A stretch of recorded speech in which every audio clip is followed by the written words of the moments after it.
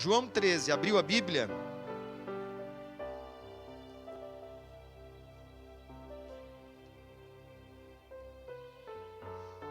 O título dessa mensagem, nós podemos dizer, ou chamá-la, a quem servimos? E como Jesus é o nosso Senhor, o nosso Mestre, Ele é o centro do cristianismo, Ele é o centro do universo, Ele também é o centro da nossa vida, nós vamos usá-lo como referência.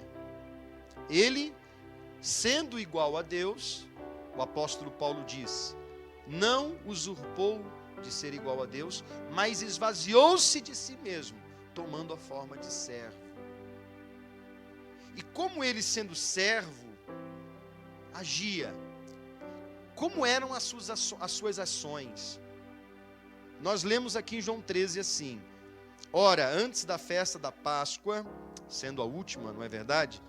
Sabendo Jesus que já era chegada a sua hora de passar deste mundo para o Pai, como havia amado os seus que estavam no mundo, amou-os até o fim. E acabada a ceia, tendo já o diabo posto no coração de quem? Tendo já o diabo posto no coração de Judas Iscariotes, filho de Simão, que o traísse, Jesus, sabendo que o Pai tinha depositado nas suas mãos todas as coisas, e que já havia saído de Deus e que ia para Deus, levantou-se da ceia, tirou as vestes e, tomando uma toalha, cingiu-se. Depois, pôs água numa bacia e começou a lavar os pés aos discípulos e a enxugar-lhes com a toalha com que estava cingido. Aproximou-se, pois, de Simão Pedro, que lhe disse: Senhor, tu lavas-me os pés a mim? E respondeu Jesus e disse-lhe: o que eu faço, não sabes tu agora, mas tu o saberás depois. Amém? Que o Espírito Santo de Deus fale conosco, ministre uma palavra rema em nossos corações. Diga amém. Eu acabei de falar aqui há pouco, no momento em que nós consagramos nossa oferta, que nós somos livres para semearmos no que nós amamos. E o que você ama, você serve. Eu vou repetir. O que você ama, você serve. Amém? Se você ama muito alguma coisa, então seu coração vai servir aquele propósito. Jesus amou aos discípulos e a cada um de nós. E a prova das suas ações não foi só o fato dele ter nascido numa manjedoura, num lugar simples. Não foi o fato dele se esvaziar da sua própria glória, porque onde estava a glória de Jesus quando ele esteve entre nós? Nós não víamos a sua glória. Ele não deixou de ser igual a Deus, mas ele deixou a glória dele para nascer como um de nós. Você sabe, Jesus nasceu da mesma forma que você nasceu.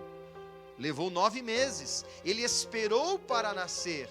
A única coisa que difere o nascimento seu e o de Jesus é que Jesus foi concebido pelo Espírito Santo.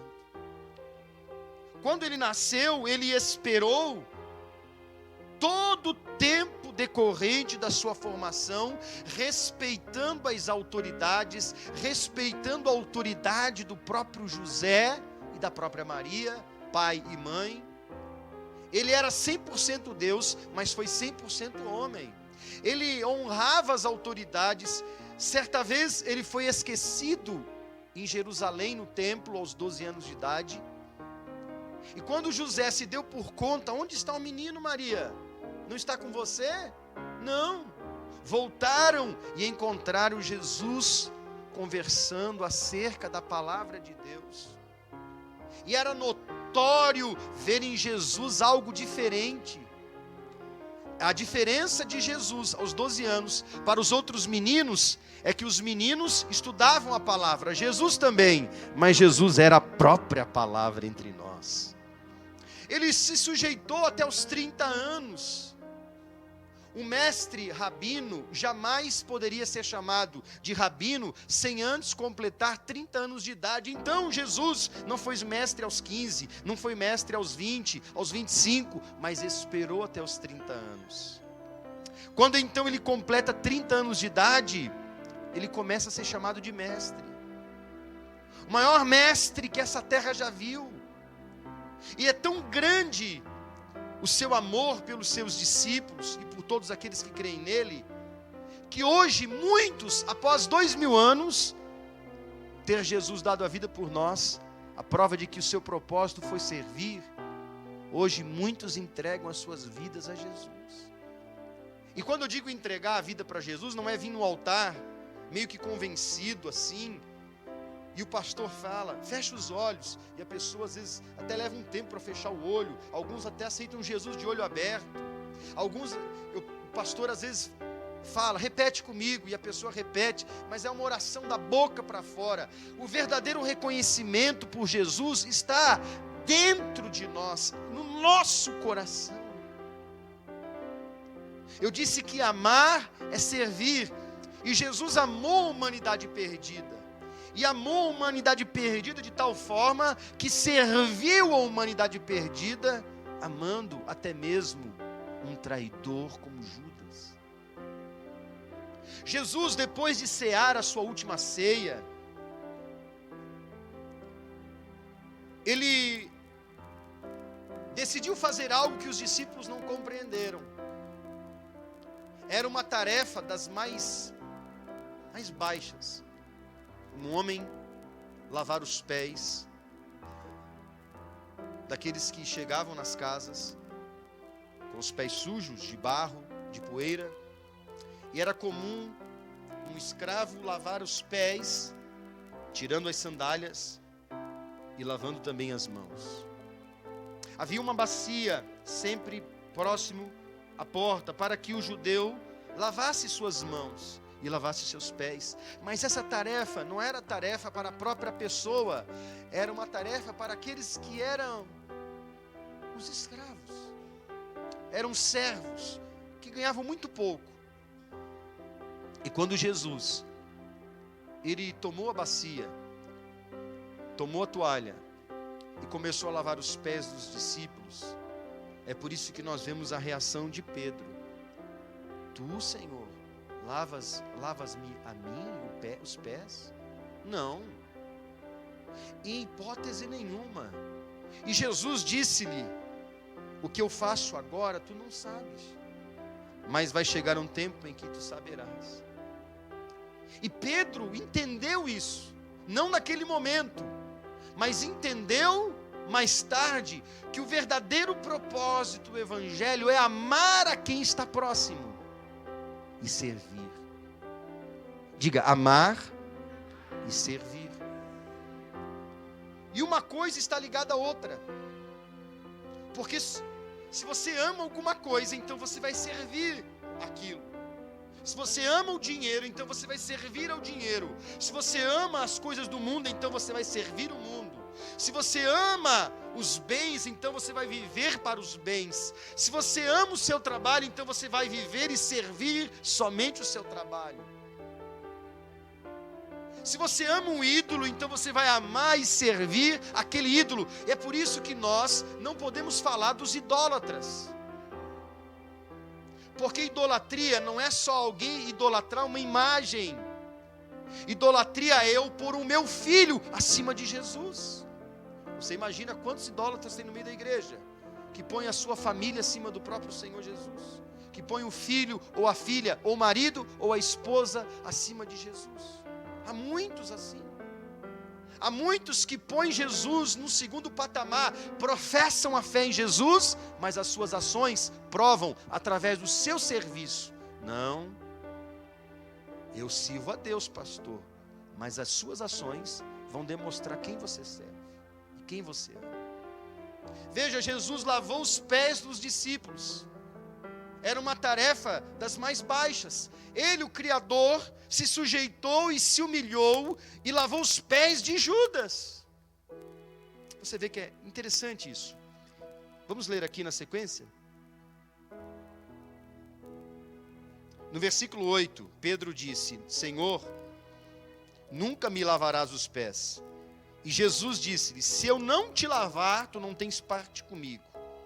Então Pedro disse-lhe: Senhor, não somente os pés, mas também as mãos e a cabeça. Esse é o Pedro.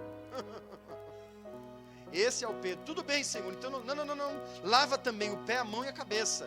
Por quê? Porque a tarefa desse escravo que ficava à porta era lavar os pés, as mãos. A poeira da cidade, a poeira das ruas, não era asfaltada.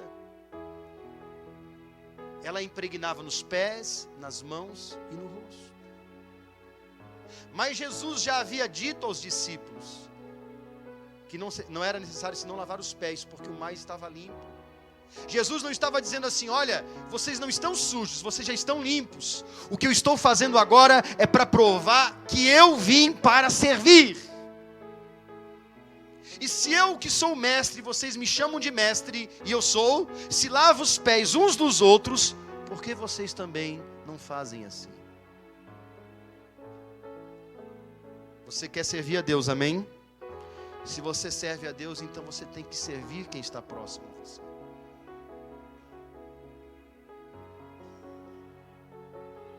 Como nós podemos servir? Há ações que nós podemos servir, irmãos. Nós também podemos pegar na Bíblia como não devemos servir. A Bíblia diz, no versículo 10, disse-lhe Jesus: aquele que está lavado não necessita de lavar senão os pés, pois no mais todo está limpo. Ora, vós estáis limpos, mas não... Jesus não está falando mais de limpeza física, está falando de coração. Porque onde está o teu coração, ali estará o teu tesouro. Onde está o teu pensamento, ali está a razão de você servir. Por isso a Bíblia diz que nós não podemos entregar o nosso corpo por uma causa sem amar a causa. Tudo que você faz, se for por fazer, porque alguém disse que você tem que fazer, mas você não ama, então você faz em vão.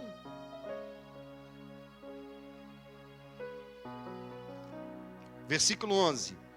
Porque bem sabia ele de quem o havia de trair, por isso disse: nem todos estáis limpos. Depois que lavou-lhe os pés e tomou as suas vestes, assentou-se outra vez à mesa e disse-lhes: entendeis o que eu vos tenho feito? Vós me chamais mestre e senhor, e dizeis bem porque eu sou. Ora, se eu sou senhor e mestre, vos lavei os vossos pés, vós deveis também lavar os pés, o quê? Sirvam-se uns aos outros, mas sirvam com inteireza de coração. Aqueles discípulos, irmãos, entre eles havia diferenças. Não eram 12 iguais, eram 12 muito diferentes um do outro. Eu disse que Pedro foi aquele que disse: não, tu não vais lavar os meus pés. Pedro, se tu não permitir isso, tu não tem parte comigo. Não, lava tudo, Senhor. Você conhece algum crente assim, afoito? Não, vamos fazer tudo. Fala e não faz nada. Mas chega uma hora que o cara se converte e aquilo que ele fala, ele faz. Amém? Porque Pedro ainda não era convertido. Jesus havia dito isso. Olha o versículo 15. Eu vos dei exemplo, e como eu vos fiz, façais vós também. Na verdade vos digo que não é o servo maior do que o seu senhor, nem o enviado maior daquele que o enviou. Se sabeis essas coisas, bem-aventurados sois, se vocês praticarem, se vocês entenderam. Jesus está dizendo: quem tem fé tem entendimento, quem ama, serve. Então eu tenho que servir a quem, pastor? O termo transliterado, servo e escravo, na palavra grega, é a mesma palavra. O escravo é aquele que pratica uma ação sem ter uma recompensa. O que o Evangelho te ensina? Ame ao próximo como? Faça por alguém, ou faça pelo próximo, algo sem esperar um salário, sem esperar uma recompensa. Seja servo. Ame a pessoa sem esperar dela um elogio. Eu fiz e nem me elogiou, nem disse que eu sou bonito. E se não é, profetiza. Deus olha para as nossas... Irmão, olha aqui. Jesus via a cada um dos discípulos indistintamente.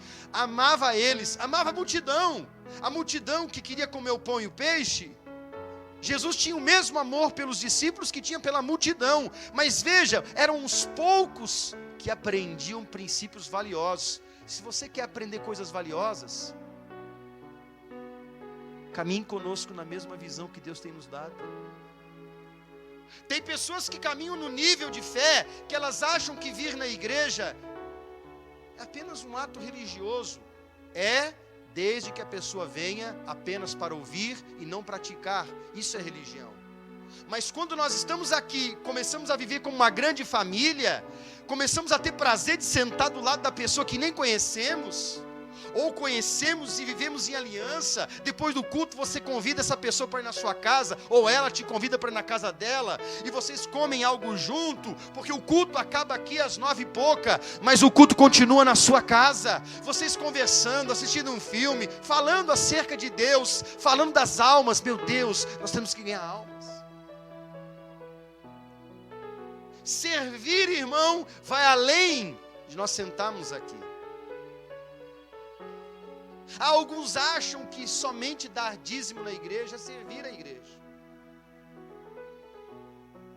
Se você abrir o estatuto da igreja do Evangelho Quadrangular, o nosso estatuto, ele dá obrigações para o pastor e para o membro da igreja.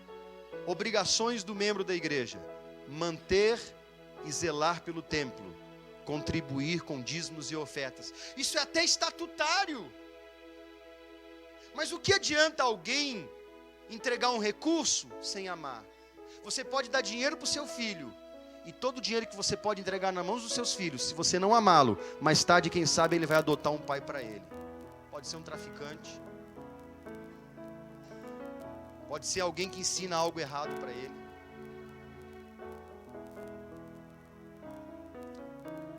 Se você tem filho adolescente ou pré-adolescente, nós temos aqui um trabalho com adolescentes na igreja. Hoje, quando eu acabei aqui, era quase 1h, na última oração, alguns deles choravam. Cada um deles tem uma maneira de falar com Deus. Tem uns que às vezes ficam meio, sabe? Mas Deus tem o tempo de trabalhar na vida de cada um deles. Mas sabe o que eu estou pensando? Nós temos que servir essa geração, porque essa geração é que vai ganhar almas lá fora, irmãos. Porque às vezes nós estamos aqui sentados e nós não servimos o propósito de Deus. Eu tenho falado muito sobre evolucionismo e criacionismo, tenho estudado muito sobre isso. Uma geração que crê que todos vieram de uma ameba. Uma geração aí fora que crê que não existe Deus. Deus há de levantar nessa geração um avivamento. E sabe onde começa? Dentro de você e da sua casa. Seu filho servindo a Deus como você serve, amando servir ao Senhor. Em Mateus 6:24, se você quiser abrir, por favor. Jesus disse isso.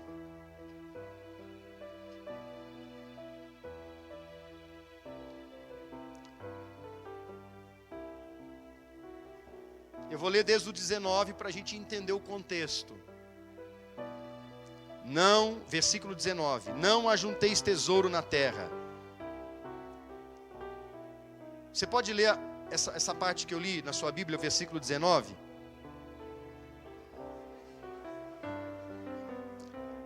Até terra é para ler, certo? Leia em voz alta.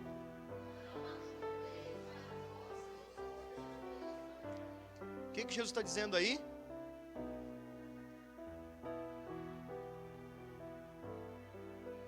Fica rico, cara. É por isso que algumas pessoas não concordam com o tipo de mensagem que o pregador Leandro prega. Eu quero dizer a você que eu não sou um pregador do evangelho do Leandro. Eu estou aqui ensinando o evangelho de Jesus. Então, se a pessoa não concorda com o que eu prego, ela não concorda com qual evangelho? Então pronto, definimos quem eu sou e definimos quem critica. Se eu quisesse ajuntar tesouros para mim, eu não tinha perdido nenhuma alma nesses anos que eu estou aqui. Escuta, o que eu prego não é para o teu ouvido, é para o teu coração. Quando eu prego para o ouvido, eu agrado. Quando eu prego para o coração, eu levo você ao processo de santificação. Porque a justificação te tirou do mundo, mas a santificação tira o mundo de dentro de você. Jesus, quando te resgatou, te tirou do mundo pela justificação. Mas se você não ouvir a palavra, não se santificar, o mundo ainda fica dentro de você. E é por isso que tem tanta gente amando as riquezas, e amando o mundo, e amando os bens, e amando o dinheiro. E não sou eu quem disse, mas é Jesus quem disse. Está na sua Bíblia. Não ajunteis tesouros na terra, onde a traça e a ferrugem tudo consomem, e onde os ladrões minam e roubam. Mas ajuntais tesouro aonde? Ajuntais tesouro aonde? Agora, como é que eu vou juntar tesouro no céu? Meu Deus do céu, será que é dando 20% de dízimo? Será que é entregando todos os meus bens e entregar no altar? Ananias e Safira, quem conhece a história de Ananias e Safira em Atos dos Apóstolos? Eles entregaram quase que a totalidade de todos os bens deles, não foi? Eles não entregaram tudo, eles mentiram. E o que aconteceu com eles? Eles podiam ter entregue a parte do bem deles, dizendo: Pedro, eu estou entregando metade dos meus bens, as outras metade eu vou guardar. Não teria problema nenhum, mas eles mentiram. Porque eles amavam o quê? Os seus recursos. Eles queriam fazer os que os outros estavam fazendo. Só que o que os outros estavam fazendo por amor. E eles não conseguiam deixar de amar os seus bens. Jesus disse que nós temos que juntar tesouro no céu. Eu só posso entender uma coisa: se há tesouro no céu, eu devo ajuntar. Jesus está dizendo assim, trabalhem para o vosso tesouro celestial. Isso quer dizer que cada um vai receber segundo as suas obras. Agora faz uma análise da sua vida. Esse evangelho é do Leandro ou de Jesus? É para você ficar claro aí que é a palavra de Deus que eu estou pregando. Estou falando só da Bíblia. Eu não estou nem conjecturando e não estou nem trazendo algum estudo aqui elaborado. Não, é praticamente a Bíblia pura aqui. Vamos lá. Porque onde estiver o vosso tesouro, aí estará também o vosso. Versículo 24. Ninguém pode servir a dois senhores, porque ou há de odiar a um e amar ao outro, ou se dedicará a um e desprezará ao outro. Aí nós achamos que estamos falando de idolatria. Pastor, graças a Deus eu era um idólatra, mas hoje eu adoro só o Senhor Jesus. Mas se a pessoa não ama a Deus acima de tudo, se ela serve as riquezas, Jesus disse: não podeis servir a Deus e a mamon ou riquezas. Ou seja, a quem nós servimos? A Deus ou ao dinheiro? Daqui a 50 anos, todos os seus bens não serão mais seus. Eu vou aumentar um pouquinho essa idade, porque vai que alguém aqui viva até os 100, né? Daqui a 70 anos, ou mais, de repente eu rio até os 107, eu não sei. Daqui a 80 anos, para quem vai ficar os seus bens? Eles não vão existir mais para você. Nem você para eles e nem eles para você. Mas nesse tempo que eu disse, nesse tempo que nós vamos estar na eternidade, aí é que vai levar em conta quem nós servimos na terra. E quem vai julgar quem nós servimos não é o pastor. Esse não, Jesus, esse não. Esse não. Aquele lá sim, não me atribui nem a mim fazer isso agora, nem depois. Irmão, eu tenho que cuidar da minha vida. Olha, eu tenho que orar mesmo. O diabo, ele tem tentado. Quase morri com amendoim essa semana. Eu broncoaspirei um amendoim. Você imaginou? Pastor Leandro morre afogado por causa de um amendoim. Mas isso é a prova que nós não valemos muito. Um amendoim indo para o lugar errado, você está frito. Não amendoim, tá frito. Irmão, Deus conhece as suas obras. Ele sabe o que você tem feito. Ele sabe quem você tem servido. Ou não? Ele conhecia o coração de Pedro e até mesmo de Judas. Volta, vamos, eu não vou poder ler tudo que eu tinha separado aqui. Abra agora em Marcos 8. Tem pessoas que servem a si mesmo. Ah, eu ando tão cansado.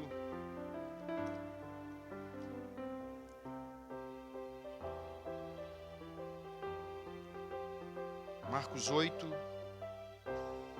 34. O fato da pessoa se amar é importante. É ou não é? Você tem que se amar ou não tem? Claro que sim, irmão. Desse jeito que você é. Nariz torto, orelha grande, sem cabelo. Dá para você caprichar um pouco. Dá para você cuidar do que você come, por exemplo. Dá para você fazer exercício, por exemplo. Dá ou não dá? Depois não adianta a gente reclamar. Tem até médico hoje que faz alguns milagres. E Deus fez você do que... Ah, pastor, eu não me aceito do jeito que eu sou, porque eu fiz muita coisa errada. Não, você tem que se amar. Também não precisa tanto. Ai, eu se olho no espelho todo dia, pastor, eu fico 20 minutos me admirando. Meu Deus. Chamando a si a multidão, versículo 34. Com os seus discípulos, ele disse-lhes: se alguém quiser vir após mim, qual é o segredinho aqui? Negue-se a si mesmo, tome a sua cruz e siga-me. Porque qualquer que quiser salvar a sua vida, perdê-la. Ou seja, se você amar a sua própria vida, se você amar ela, mais do que a mim, você vai perder a sua vida. Agora, veja o que ele diz. Mas qualquer que perder a sua vida, por amor de mim e do Evangelho, esse a salvará. Você não pode servir nem a riqueza, e não pode servir nem a si mesmo. O seu interesse é o reino, são as coisas de Deus.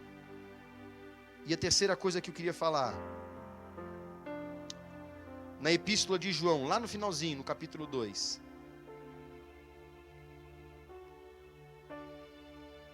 A primeira epístola é carta de João, capítulo 2. Versículo 15. Ah, eu sirvo, pastor. Eu amo tantas coisas, pastor. A Bíblia diz que Deus amou o mundo. Amou o mundo num propósito de aliança para com o mundo, de salvá-lo. Não de servir o mundo e as suas concupiscências. Em 1 João 2,15. Não ameis o mundo. Está aí? Sim ou não? Amar significa o que aqui? Significa estar em aliança com o mundo, ao ponto de servir o propósito do mundo, porque depois João explica: não ameis no que o mundo há, não ameis o mundo, nem o que no mundo há. Se alguém ama o mundo, o amor do Pai não está nele, porque tudo que há no mundo, agora João explica o que é esse mundo, seu sistema: a concupiscência da carne, a concupiscência dos olhos e a soberba da vida, não é do Pai, mas... Acabou meu tempo. Vou repetir. Porque tudo que há no mundo, nesse sistema que nós conhecemos, a concupiscência da carne, ou seja, nós temos os prazeres da carne. Nós temos a concupiscência dos olhos, ou seja, eu quero isso. Eu gostei tanto daquilo. Meu Deus, eu gostei tanto, eu gostei tanto daquela bolsa, eu tenho que comprar. Faz em quantas vezes? 15, eu vou fazer. Para pagar a primeira conta, só ano que vem. Vou fazer. Daí a pessoa vem na igreja e diz assim: Jesus, eu sou fiel, Senhor, me ajuda, eu estou todo endividado, me ajuda. E ela ama as coisas do mundo. Eu estou dando um exemplo, porque tem gente assim, que vive gastando o que não tem, vive gastando demais. E nós pecamos, irmãos. quando deixamos até de investir naquilo que é para investir. Ou não? Concupiscência dos olhos, o que é isso? É o que os nossos olhos desejam. Adão pecou pela concupiscência dos olhos. Aliás, foi Eva. Adão já estava na carne mesmo. Adão é bom. Veja, os olhos de Eva desejaram. Adão pegou e comeu. Concupiscências dos olhos e da carne. É um desejo pelas coisas do mundo. Ai, pastor, mas eu não consigo ficar sem o mundo. Eu amo tanto o mundo, pastor. Eu vou pregar o evangelho no mundo. Pregar o evangelho no mundo é uma coisa. A Bíblia chama você de peregrino nesse mundo. É por isso que as pessoas não te reconhecem. Se você espera reconhecimento do mundo, você não será reconhecido por Deus. Há uma geração de pregadores hoje que querem que o mundo os reconheçam. Eu prefiro ser reconhecido por Deus. Prefiro ser aplaudido pelos anjos lá na glória. Eu espero não ser tão cedo. Porque eu reflito às vezes. Eu quero fazer tantas coisas para o evangelho. E o mundo passa, a sua concupiscência também. Mas aquele, versículo 17, mas aquele que faz o quê? Leia. Mas aquele que faz a... Permanece até quando? Você entendeu por que Jesus nos ensinou sobre serviço?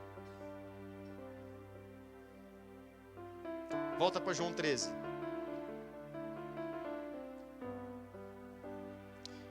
Sabe por que Jesus apontou naquela noite, dizendo assim: um de vós há de me trair? Vamos ler. Posso continuar, irmãos? Quem quer que eu pare, diga amém. Não tem, não tem nenhum corajoso aí. Lá dentro tem alguns que diziam. Tendo Jesus, versículo 21 de João 13, tendo Jesus dito isso, turbou-se em seu espírito e afirmou. O que é turbou-se? Ele como homem se sentiu, como é que está na sua tradução? Turbou-se, tem alguma outra tradução que está diferente? Angustiou-se, tem alguma outra? Afligiu-se. Ele olhou para aqueles homens que ele amava. Ele escolheu os 12, cara. Ele escolheu. E ele sentiu uma angústia de olhar para aqueles 12 e ver que os 12 deixariam ele sozinho. Mas ele disse: eu digo que um de vós há de me trair. Certo? Então os discípulos olhavam uns para os outros, sem saberem de quem ele estava falando. Olha aqui, às vezes o pastor fala um negócio no altar, alguém diz assim: por que o pastor não vai direto na pessoa? Por que o pastor não vai direto na pessoa? Olha aqui para mim, eu não posso me angustiar. Eu sou melhor do que Jesus. Sabe o que a Bíblia fala? Se a irmã Delce pecar, a gente precisa estudar a Bíblia, né? Se a irmã Delce pecar contra o corpo, eu tenho que chamar a irmã Delce e chamar a irmã Delce e dizer: irmã Delce, a senhora gostaria de dizer alguma coisa? Sim, eu gostaria de pedir perdão à igreja, pastor. Veja como a Bíblia ensina, irmãos. A Bíblia diz que nós devemos confessar os nossos pecados, o quê? Uns aos outros, para que nós venhamos a sarar. Se você não confessa pecado, você fica com ele guardado, você não vai vencê-lo. Quando você expõe o seu pecado, você está aniquilando a obra dele. Amém? Porque nós nos humilhamos. E não esqueça, a Bíblia diz que quem se exalta, Deus abate, mas quem se humilha, Deus... Jesus estava se sentindo angustiado e disse-lhes: ei, um de vocês há de me trair. Quem é? Mestre, que isso, Jesus? Que complô? Não. Ora, um dos seus discípulos, a quem ele amava, Jesus amava, estava reclinado sobre o seio de Jesus. Então Simão Pedro fez um sinal para João, perguntando, não está João porque eu sei que era João, né? Mas está aí. Então Simão fez o sinal a este para que perguntasse quem era aquele de quem ele falava. Inclinando-se sobre o peito de Jesus, disse: Senhor, quem é? E crente é curioso, não é, gente? É ou não é? Ai, fala. Imagina os discípulos falando entre eles no WhatsApp, imagina. Quem será? Quem será? Criaram um grupo ali naquela hora. O traidor. E o traidor saiu do grupo. E Jesus então pegou um pão e molhou, no versículo 26, dizendo: e molhando o bocado, deu a Judas Iscariotes. E após o bocado, entrou em quem, Judas? E após o bocado, entrou quem, Judas? Por que entrou? Porque Jesus já conhecia a intenção do coração de Judas. E o próprio Satanás também. E após o bocado entrou, vou ler de novo aqui o 26. E Jesus respondeu: é aquele a quem eu der o bocado molhado. E molhando o bocado, deu a Judas Iscariotes, filho de Simão. E após o bocado, entrou nele Satanás. Disse, pois, Jesus: o que fazes? Faze-o depressa. E nenhum dos que estavam assentados à mesa compreendeu ao propósito que lhe dissera isso. Porque como Judas tinha a bolsa, ele era o tesoureiro do ministério de Jesus, como tinha a bolsa, pensavam alguns que Jesus tinha lhe dito: compra o que nos é necessário para a festa, ou que desse alguma coisa aos pobres. E tendo Judas tomado o bocado, saiu logo, e era já noite. Amém? E quando Judas foi embora, sabe do que Jesus chama os 11?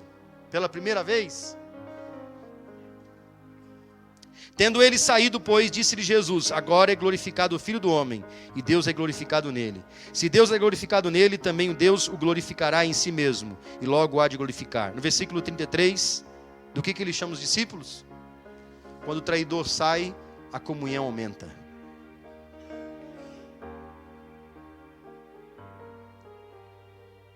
Jesus serviu os 12, igualmente. Onde há, irmão, amor, aonde há serviço, há uma comunhão de família. Jesus só não chamou Judas de filho, porque a Bíblia chama Judas de filho da perdição. Ele cumpriu o propósito da vida dele.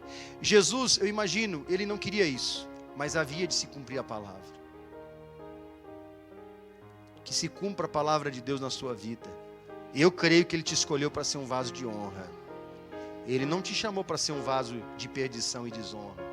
Se você está aqui, irmão, tem ouvido o Evangelho aqui nessa igreja, se você está em aliança comigo, se eu sou o teu pastor, eu sou o pastor da tua alma, Jesus, Ele é o bom pastor que deu a vida por você. Amém?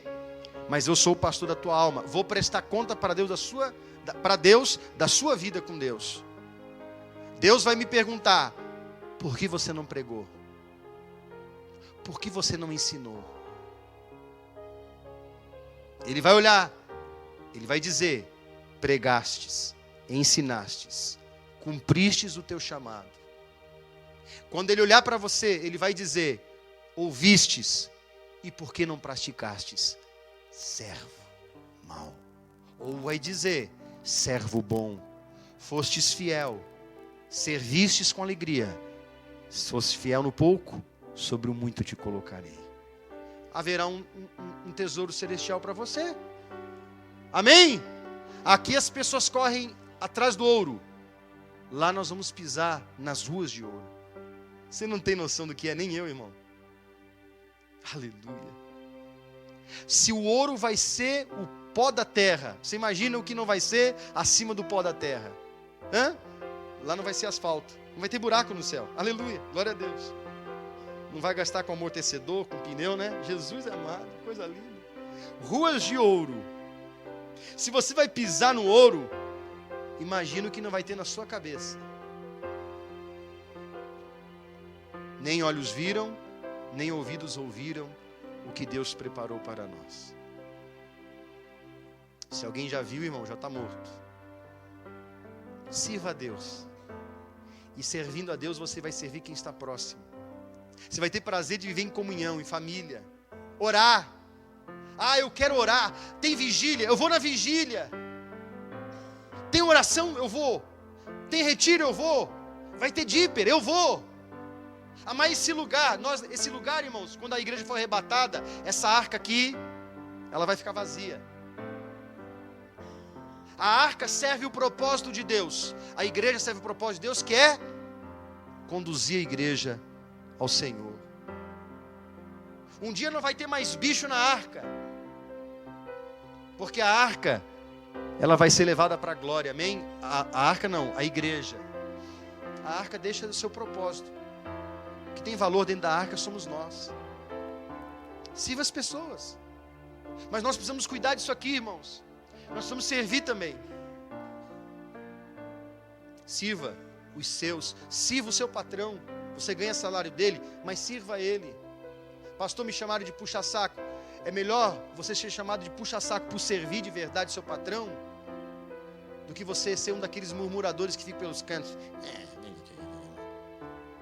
Sirva onde você trabalha. Testifique a sua fé. As pessoas vão ver se você é um servo de Deus ou não. Amém? Agora teve um tempo que nós falávamos muito isso. Fala servo, o servo de Deus. Hoje as pessoas fazem um tom pejorativo. Ai, servo de Deus. Eu quero dizer que ainda há muitos milhares de servos de Deus. Aliás, hoje as pessoas nem falam mais paz, irmão. Elas têm vergonha. Tudo bem, pastor?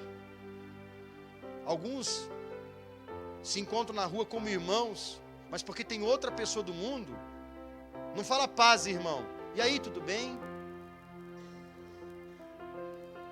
Aí eu tenho vergonha, pastor.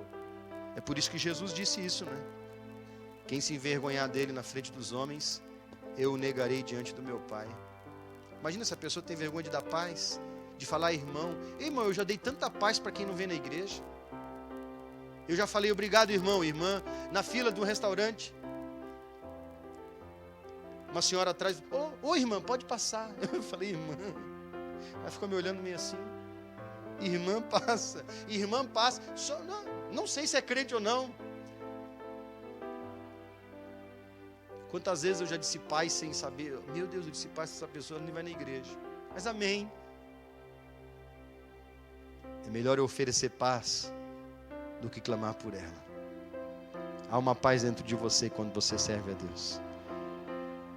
O diaconato, por favor, nos auxilie agora, o serviço da igreja. Vamos curvar nossa cabeça.